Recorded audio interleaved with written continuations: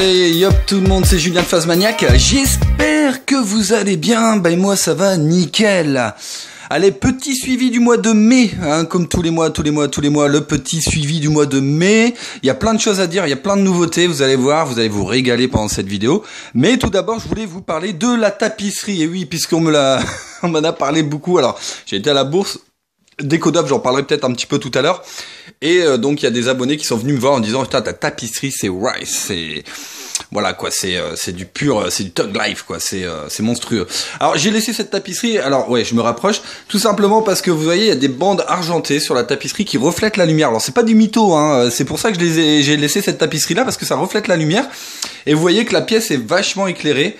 Et ben c'est plus ou moins grâce à ça. Alors c'est vrai que je pourrais tout repeindre en blanc, mais vous savez bien dans une pièce d'élevage tout repeindre en blanc c'est pas top. Donc je laisse la tapisserie rose et puis voilà c'est mon petit côté féminin. Et puis c'est tout. Hein, je fais ce que je veux aussi non. Alors je vais faire le suivi d'élevage. Alors ce qu'on va faire pendant ce suivi d'élevage c'est qu'on va passer assez rapidement sur ce qu'on a déjà plus ou moins vu, hein, notamment les menthes, hein, puisqu'il n'y a pas grand changement, il n'y a pas de grands changements, voilà parce que ça risque d'être très long et mon portable n'a pas forcément beaucoup de mémoire, donc je vais essayer de faire rapide hein, sur ce qu'on avait déjà vu. Alors on va commencer tout de suite ici avec les Marmessoidea SP4 chênes, donc une femelle ici qui a mué ce matin. Alors c'est une espèce qui est vachement belle. Voilà, vous voyez qu'elle est en train de manger sa mue. Alors je m'attendais pas à ce qu'elle soit aussi belle parce que vous voyez la femelle a des belles couleurs. Elle me fait penser un petit peu, alors vraiment un petit peu, à une Eurycnema goliath par rapport au thorax. Alors je vais essayer de faire le point dessus parce que vous voyez il y a à peu près les mêmes couleurs, avec couleur verte comme ça, jaune. Donc femelle ici adulte, donc qui est ailée. Et on a ici par exemple un mâle, voilà qui est très beau aussi, très joli avec des pattes bleues comme ça. Un corps marron et puis voilà donc c'est une espèce qui est plutôt agréable voilà à élever, qui est très simple à élever et que je recommande pour ceux qui veulent commencer l'élevage parce que c'est une espèce qui est pas très difficile à élever, voilà qui mange du troène principalement et voilà donc tout se passe bien. On passe rapidement sur les Necrocyanulipes qui eux tout se passe bien également hein. Voilà j'ai mis une deuxième mousse, alors l'autre est en incubation. Donc voilà, j'ai mis une deuxième, vous voyez qu'elle pond dedans, elle plante ses œufs dedans, donc ça va, ça se passe plutôt pas mal. Voilà, on va fermer le terrain. Alors juste en dessous, alors là vous inquiétez pas, il y a de l'Extatosoma charatum. Alors c'est de l'Extatosoma charatum qu'on m'a donné pendant la bourse d'éco d'œuvre. Donc là pour l'instant je l'ai mélangé avec les Cnemidophyllum. Voilà, alors c'est pas super recommandé, hein, c'est vrai, c'est pas super recommandé en sachant que les extatos sont plutôt voraces. Alors je les laisse dedans pour l'instant quelques jours, le temps que j'installe un terrarium. J'en ai un de libre, donc je risque de les installer très rapidement. Mais bon, pour l'instant ça va, ça se passe bien. Il n'y a pas eu de, il y a pas eu de soucis particuliers. Bon, en sachant que ce qui peut faire peur, c'est que c'est vrai que les Cnemidophyllum ressemblent vraiment à des feuilles. Et voilà, on aurait tendance à dire qu'ils risquent de se faire grignoter par l'existato, donc je vais les changer rapidement. Et puis on a un mâle Phalax là-bas, puisque j'ai perdu toutes mes femelles, donc il reste juste un mâle. Lui il fait sa petite vie avec les Cnemido. Voilà, alors ne mélangez pas les extatos avec d'autres espèces, hein, parce que les extatos sont très voraces et ça risque d'être chaud pour vous. Voilà, donc prenez pas exemple, hein, je vous le dis, hein, je vais les changer très prochainement. Allez, on va passer à côté. Alors ceux-là, vous les aviez pas encore vus, hein, non, puisque j'en avais pas parlé, il me semble pas. Pendant le dernier suivi d'élevage, c'est les Cranidium gibbosum, et vous voyez elle est en train de manger le chêne les enfants, le chêne très important, le chêne c'est très bon. Toutes les espèces qui mangent de la ronce mangent du chêne, donc allez-y vous mettez du chêne parce que voilà c'est très nourrissant, c'est plus nourrissant que la ronce et puis il y a plus d'eau dedans donc effectivement c'est mieux pour eux, donc n'hésitez pas à mettre du chêne si vous en avez si vous en avez près de chez vous. Voilà, donc Cranidium gibbosum, et écoutez, ça se passe super bien. Vous voyez, là, j'ai une femelle subadulte, là, une femelle antésub, ici, femelle antésub, et après, j'ai deux mâles qui sont donc subadultes, il y en a un là. Voilà, un mâle ici subadulte. Voilà, donc ça pousse super bien. Alors, Je suis un peu surpris, enfin je suis surpris et content parce que c'est vrai que d'un autre côté c'est une espèce qui est assez relativement difficile à élever et bah écoutez ça se passe relativement bien. Alors faut savoir que c'est une espèce qui a besoin de beaucoup d'hygrométrie. Donc ce que je fais c'est que je les pulvérise 2 fois par jour, une fois le matin, une fois le soir. Et vous pouvez voir là au fond j'ai mis en fait une boîte à grillons qui est percée avec un bloc de mousse horticole et un bloc donc saturé d'eau. Donc ce qui fait que voilà, vous voyez par les trous, vous avez un peu d'évaporation, voilà, donc il y a un peu plus d'hygrométrie tout simplement dans le terrarium. 80% d'hygrométrie apparemment. Et ben écoutez, moi ça se passe super bien, donc je suis vraiment surpris. Et puis bah écoutez, j'espère que j'aurai des adultes et des œufs et des jeunes. Voilà, et puis comme ça je pourrais diffuser un petit peu parce que c'est vrai que c'est une espèce qui est plutôt rare, qui est pas facile à trouver en ce moment, donc voilà, donc je suis plutôt fier de ça. On passe à côté, vous les connaissez ceux-là, les Thyracoidea biceps, et là ça pousse super bien. Vous voyez là par exemple ici, voilà. Ça pousse bien. Alors, c'est une espèce qui est un peu bizarre. Je vous explique en fait. Voilà, quand je les ai achetés, donc là vous voyez c'est la forme tatouée comme ça. Quand je les ai achetés, le vendeur n'était pas français, donc j'ai eu du mal à lui parler un petit peu de la forme tatouée. Est-ce que c'était les mâles, est-ce que c'était les femelles? Il s'avère qu'apparemment c'est les femelles qui ont cette forme là, puisque les mâles, en toute logique, les mâles sont ailés. Et j'ai alors par exemple ici je crois. Ouais, non, alors je sais plus où elle est. Donc j'en ai un qui a mué et qui a des élytres, alors que d'autres, donc les tatoués entre autres, n'ont pas d'élytres. Écoutez, on verra dans l'avenir ce que ça donne.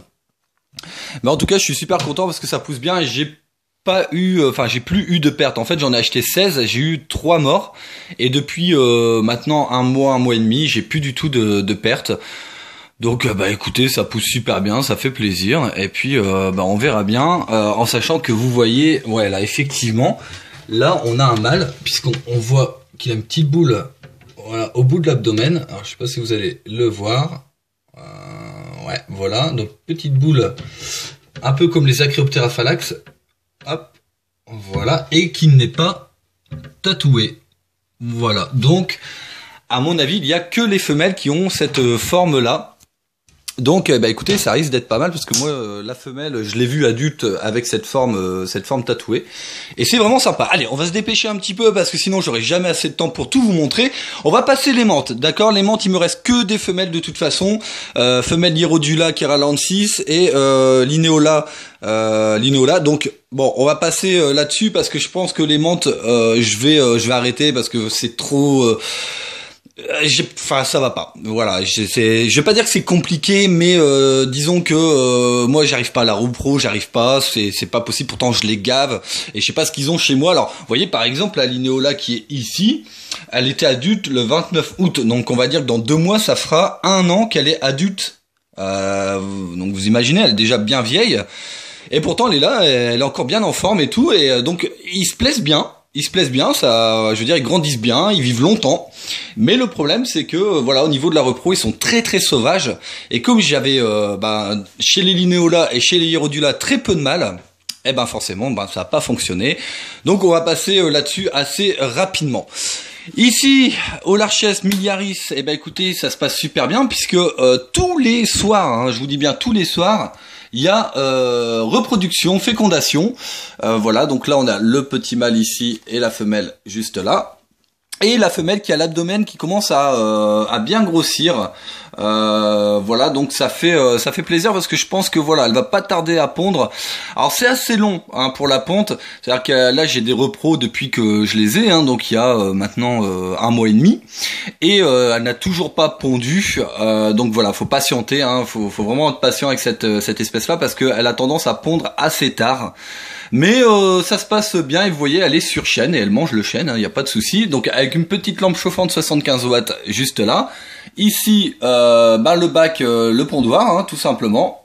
Et puis j'ai raccordé une petite sonde, donc là il y a le fil, hop, juste ici, donc 80%, 95% d'humidité, 22 degrés. Alors c'est 22 degrés parce qu'effectivement la lampe chauffante pour l'instant n'est pas allumée, mais quand elle est allumée, on frise à peu près les 32-33 degrés. Donc bon, il s'accouple, donc il n'y a pas de souci. À partir du moment où il s'accouple, logiquement, ça devrait pas te poser de problème. Et l'hygrométrie qui est assez élevée parce qu'effectivement j'ai changé les terrariums il y a pas longtemps, donc je les ai pulvérisés. Mais généralement elle tourne aux alentours entre 60-65%. Et ça se passe bien. Il n'y a pas réellement de fiche d'élevage sur cette espèce-là, donc je teste. Si jamais j'y arrive et que voilà j'ai des œtèques, des jeunes, tout ça, je ferai une fiche d'élevage avec. C'est pour ça que j'ai acheté ça. Au moins j'aurai toutes les références, voilà de quoi noter pour que vous puissiez faire l'élevage vous-même avec vraiment l'hygrométrie de référence et la température. Alors on va passer à côté les amis, c'est parti, on passe à côté. Donc là, bon je vous explique, j'ai un Belge qui m'a appelé il y a à peu près c'est même pas un Belge, qu'est-ce que je raconte. Il y a un presque à la frontière belge qui m'a appelé, donc un éleveur de reptiles qui a décidé de faire qui fait en ce moment du Bambic série, et donc il m'a appelé en me disant écoute si tu veux je te file 25 chenilles, et puis tu vois si tu y arrives, tout ça. Donc bon il y a pas de souci, hein, donc j'ai eu les 25 chenilles pardon, et voilà, donc maintenant ils sont en cocon, donc voilà c'est du Bambic série. Et écoutez, on verra ce que ça donne. Bon, apparemment, c'est pas très compliqué à élever, vous le savez, hein. C'est un des papillons les plus faciles en élevage, on va dire, pour débuter. Et puis, je compte tout simplement faire l'élevage et voir un peu ce que ça donne. Voilà, donc là, ils sont, on attend tout doucement. Alors, ça fait maintenant, on va dire 2 semaines, voilà, qu'ils sont en cocon, donc ça devrait pas trop tarder. Voilà.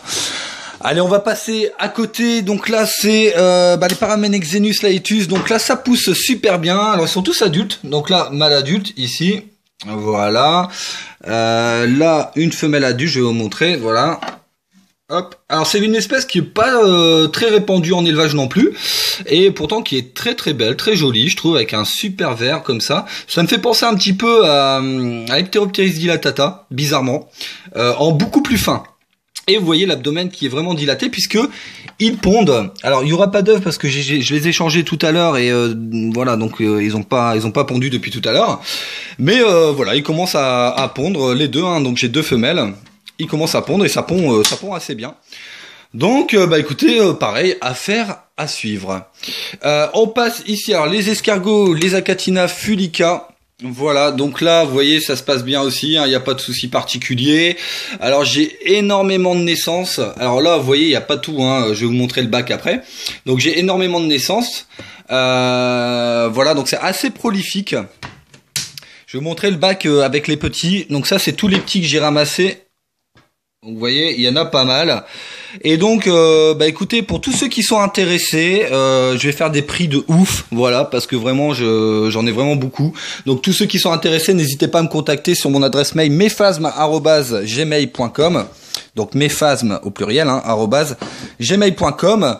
Voilà. Et pour tous mes abonnés, je ferai un prix spécial puisque je les fais 4 € les 10. Donc, les 10 comme ça, hein. Voilà, 4 € les 10. Alors, juste pour mes abonnés. Donc, vous m'envoyez un message sur mephasme@gmail.com ou alors vous me contactez sur ma page Facebook que je vais mettre dans la description. Et ici donc Fulica albinos.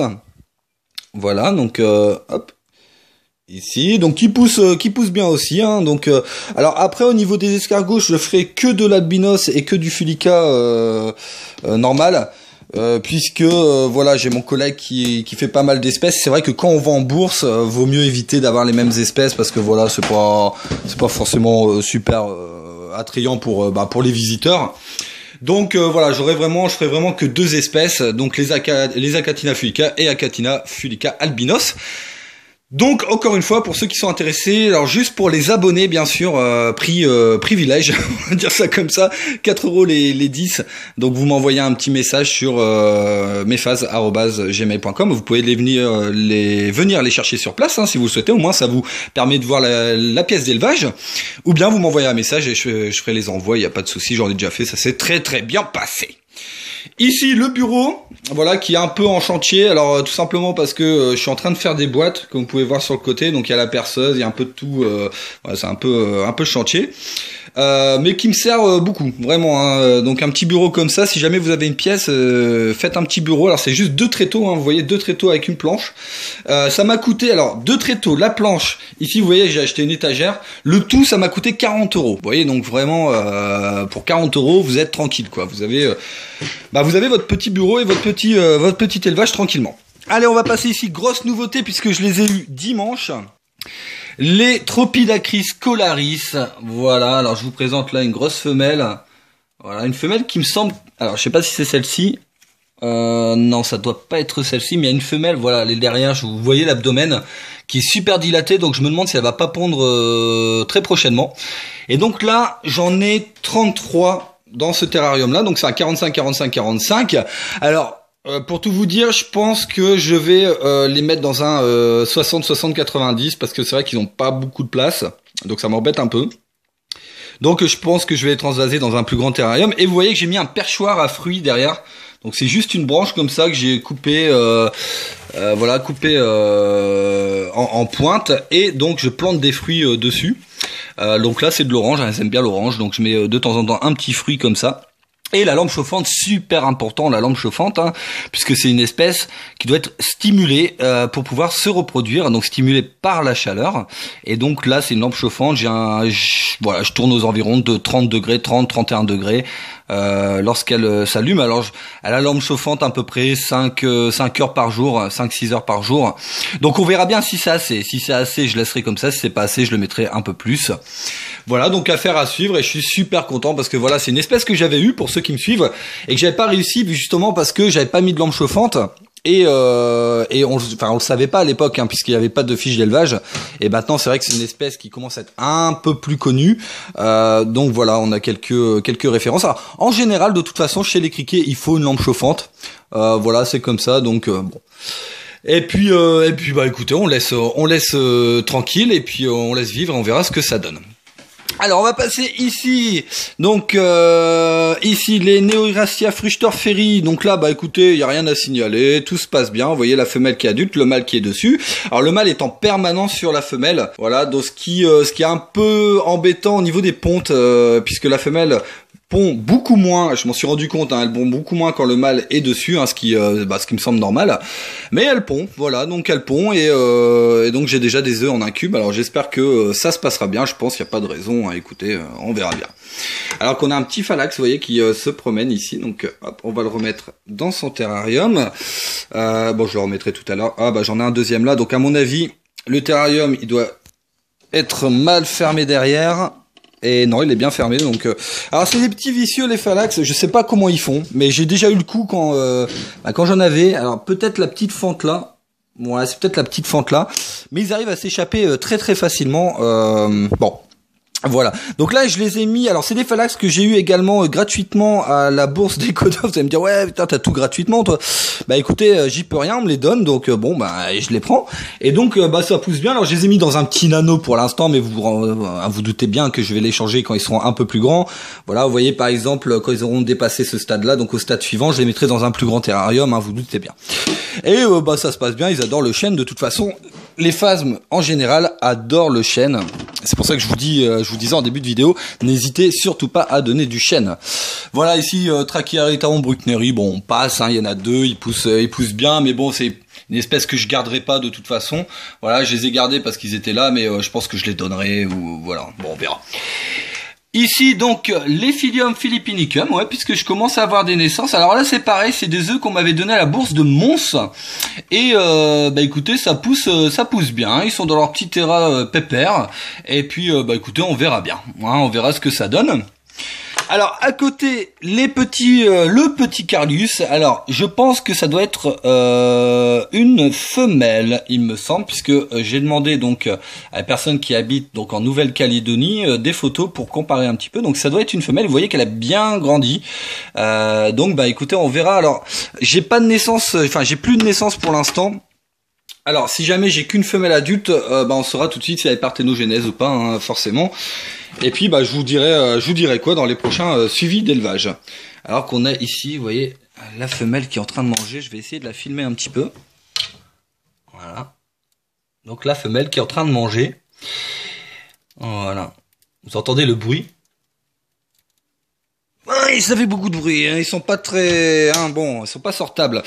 Bon, voilà ce qu'il fallait dire pour ce côté-là. Alors, on va passer ici. Alors, hop. Hop, je vous dis, hein, c'est rapide parce que je vous dis, j'ai vraiment beaucoup de choses à vous montrer. Gideon, alors Gideon, c'est des coléoptères. Alors Gideon, faudrait que je remarque exactement le nom complet.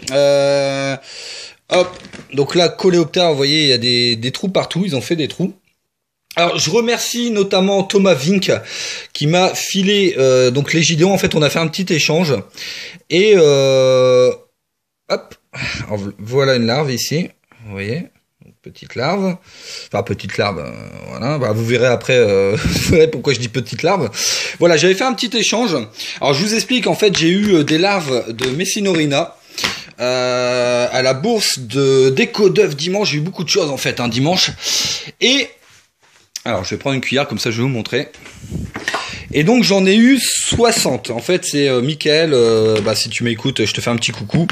Voilà, Mickaël qui se débarrassait de plus ou moins toutes ces espèces parce qu'il peut plus les élever, il passe des concours pour être prof, bref, je vous passe les détails. Et donc, il m'a vendu ces 60 larves. Et donc, j'ai fait un petit échange avec donc Thomas Vink.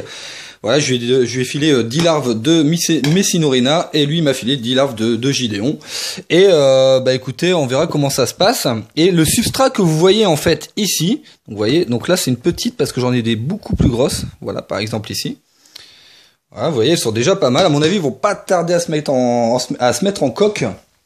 Quoique, ils sont encore assez blanches. Alors généralement, les larves, c'est dès qu'ils commencent à jaunir... ils risquent de se mettre en coque. Et qu'est-ce que je disais? Ouais, donc Thomas Vink. Alors, le substrat que vous voyez ici, c'est un substrat que Thomas fait lui-même. C'est un substrat fait maison.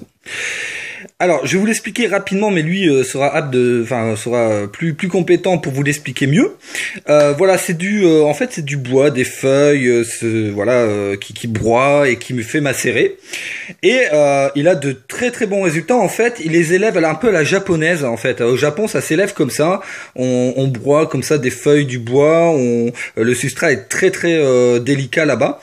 Et donc lui le fait lui-même, fait du substrat lui-même. C'est-à-dire, il va pas chercher l'humus en forêt. Non, il fait le substrat lui-même. Il fait des sachets comme ça. Voilà. Vous avez plusieurs catégories de substrat. Alors, c'est des sachets de 12 litres pour 20 €, vous voyez. Mais c'est du concentré de bois mort, de feuilles mortes.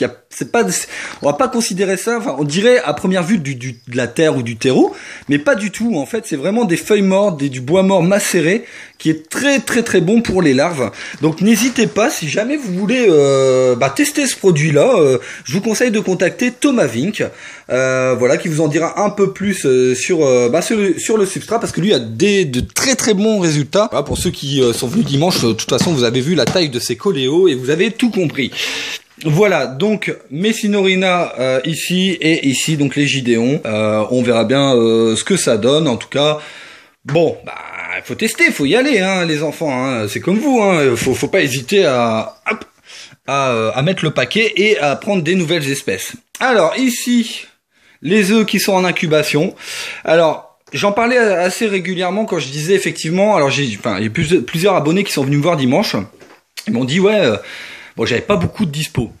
Alors, faut savoir qu'il y a des périodes, parce que vous voyez, par exemple, ici, j'ai 1, 2, 3, 4, 5, 6, 7, 8, 9, 10, 11, 12, 13, 14, 15, 16. Donc, j'ai 16 espèces qui vont éclore d'ici un mois ou deux. Donc, voilà. Donc, vous voyez, il suffit d'un mois ou deux, et puis boum, j'aurai beaucoup de dispo. Par exemple, en septembre, à la bourse d'écho d'œuvre, donc la bourse de Terrario, j'aurai énormément de disponibilité, logiquement. Voilà, avec les œufs de Cnémido Philum qui devraient pas tarder à sortir, logiquement. Oui, les puctipès, parce que ça on en parle souvent. Alors puctipès, j'ai changé le substrat. Je l'avais mis sur la vermiculite, et là j'ai décidé de mettre sur tourbe avec une protection, vous voyez, pour pas que ça touche directement la tourbe, qui est beaucoup plus humide. Et puis on verra ce que ça donne, parce que pour l'instant j'ai eu aucune naissance. Donc bon, après moi je persévère, vous le savez. Alors aussi également, vous avez entendu parler des amblipiges. Alors malheureusement, j'ai reçu... alors je devais faire un unboxing des amblipiges parce que je devais recevoir des amblipiges, donc un mâle et une femelle. J'ai reçu le colis, j'ai pas fait d'unboxing parce que le colis est arrivé en retard, merci la poste. Donc ma femelle était morte. Et le mâle était un peu bizarre, un peu voilà, un peu mou. Et malheureusement, le mâle est mort également. Bon, heureusement, j'ai trouvé un fournisseur qui va pouvoir me fournir des amblipiges. J'en ai commandé 6, mais petites. Parce que je pense que la faute que j'ai faite, c'est de les commander adultes. Donc déjà, je savais pas l'âge. Ils sont arrivés, il manquait des antennes, des pattes, enfin ainsi de suite. Hein, super. Donc là, j'ai recommandé des petites et qui devraient arriver d'ici la semaine prochaine. Donc, bah écoutez, je ferai une petite vidéo unboxing, je pense, pour vous montrer tout ça. Je voulais également tous vous remercier vraiment du fond du cœur parce que on a atteint les 1500 abonnés. Donc vraiment, ça me fait plaisir, vraiment plaisir. Je vous dis clairement, hier, je regardais le téléphone, donc vers 11h, on a atteint les 1500 abonnés. Donc j'étais vraiment content. Parce que voilà, écoutez, ça fait maintenant, je sais pas trop, 2 ans et demi que je fais des vidéos et puis j'aurais jamais imaginé avoir autant d'abonnés passionnés parce que c'est vrai que on a des, je vais pas me comparer à des chaînes où vous avez 1 million d'abonnés ou même 10 000 abonnés. Moi, ce que je suis sûr en tout cas, c'est que les 1500 abonnés que j'ai sur ma chaîne, c'est 1500 passionnés et ça me fait vraiment plaisir. Et donc, j'ai décidé de faire un jeu concours, enfin on va pas appeler ça jeu concours parce que maintenant il paraît que c'est interdit sur YouTube, donc on va appeler ça une récompense. Voilà, donc j'ai décidé de vous récompenser. Alors en fait c'est simple, j'ai ici des sondes, c'est un surplus de sondes que j'ai eu, donc sonde thermomètre. Vous voyez, donc vous avez l'hygrométrie, c'est ceux que j'utilise par exemple ici, vous voyez là, juste là, et pour les Zolarches. Donc voilà, donc ils fonctionnent super bien.